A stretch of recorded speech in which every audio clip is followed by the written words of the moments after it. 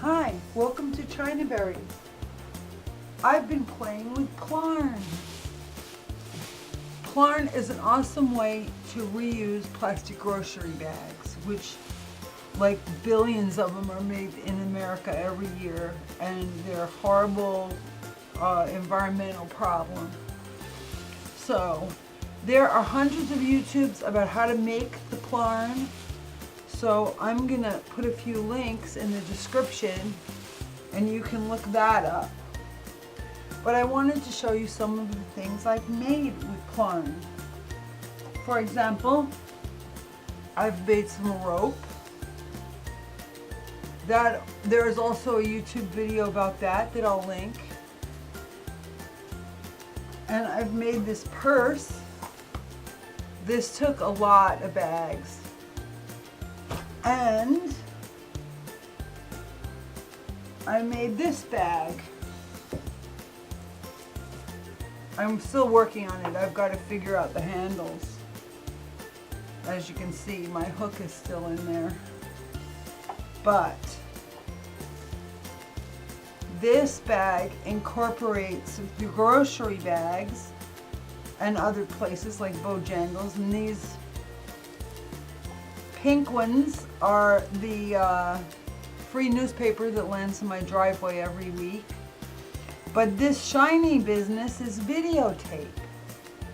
And that's been an interesting and weird experience to crochet videotape too.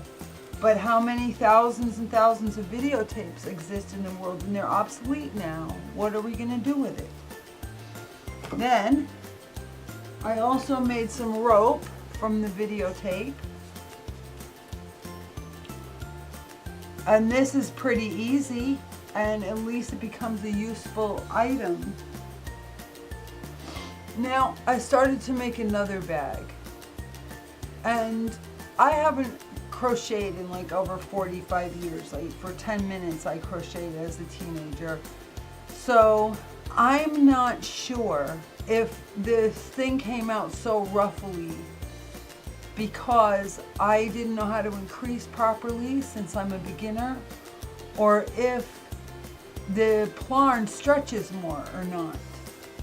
But as you can see, and this is a video I made before, so I apologize if the lighting is bad, but it came out a ruffly poof.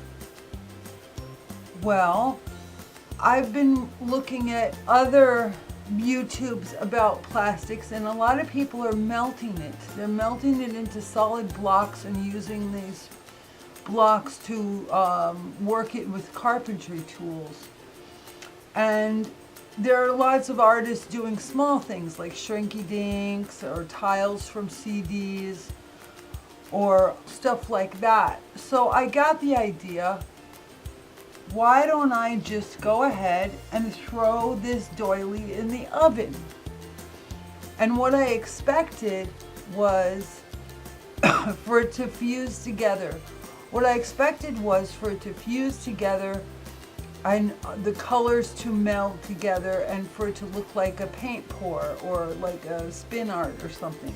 But this is what I got. All the stitching is still there. But this is hard. And this opened up all kinds of possibilities. I mean, I'm sure people have seen crocheted angels where they were done with a traditional kind of yarn and then stiffened. But a few years later, they're kind of a real sad looking bent mess. This won't. This will never bend. And I don't think a moth will ever touch this. Now, there's only one place where the plastic melted how I had expected it to, and that's this blue stripe. And you can see it better on the back. And I suspect that's because there's some white too. But these grocery bags are normally number 2 HDPE plastic, but I think those were number 4 LDPE plastic, which is low density, and I think it melts at a different rate. So in the future, I'm going to try making some doilies with only LDPE and see if I can get that that kind of a swirly, molten more appearance to it. But this with the crochet stitches still showing, I think that was really cool. So I have 2 more ruffle puffs that won't lie flat because I don't know what I'm doing, or the Plarn stretches. And in my next video, I'm going to melt these as well, but I'm going to melt them as an art piece. I'm going to combine them with some bottle caps. I'm going to put it on a coffee can lid and see what happens. So we'll see you then.